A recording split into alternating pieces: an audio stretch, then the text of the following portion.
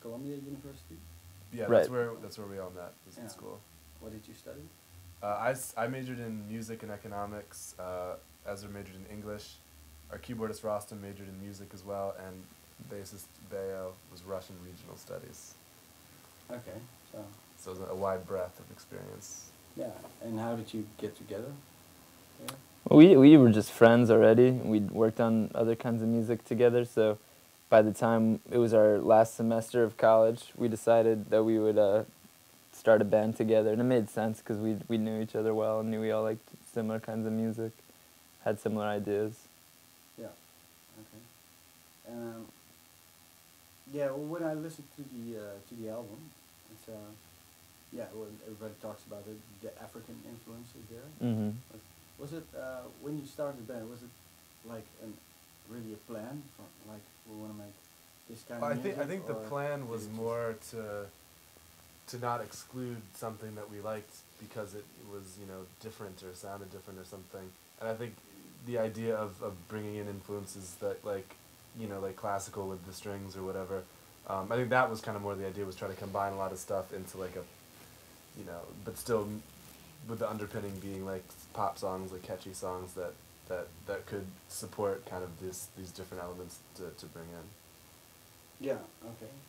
Because yeah. What music did you grow up with? What What- stuff that you? I think for we. you. I mean, I think both. I think all of our parents actually are kind of, you know, kind of children of the '60s, if you will, and like, you know, the Beatles and the Kinks and stuff like that. I think is probably all of our foundations, and from there, I think we all went to our own ways. I know we all had, or three of us had ska punk phases. Who did not have a ska? Rostam, I Our think. keyboardist. He did not have a ska punk phase. Why? I don't know. I don't know. Maybe he It was liked the- it was- classical music I too think- much. Yeah, it was the DC. I think it was the DC because he grew up. Because we kind of. I all think grew up the DC same had a time. big ska punk. Maybe he was too close to it. I don't know. Yeah, needed the distance. And you know, and just different stuff coming up. I mean, I think we all, and I think that was kind of part of the thing with the different influences that we all had, you know, grown up and listened to different stuff. That when we came together, we all had our experiences to share. Yeah. Okay. Yeah. Well, obvious question. Yeah. The African thing.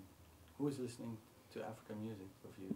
Well, we all were. There was a specific record that I found around that time that was a compilation of Madagascaran pop from the 80s that was inspiring, but we all liked the idea of having like kind of clean guitars and you know, different kinds of drum beats, so we all worked on it together and kind of just brought in different ideas. Yeah. Okay. And how long is it ago that you found this? Almost 2 years. It was in February Is when 2006. we started. And I guess, I don't know when I found that record, but, you know, right before then. Because even from our first song, one of our first songs, Oxford Comma, when came time to have a guitar solo, you know, we wanted to make it have, not be like all of a sudden this like very African sounding song, but just like to do something that kind of would give you a similar feeling, that kind of clean, chimey guitar sound that we just wanted to emulate, have something that maybe was similar to it at least. Yeah. Okay.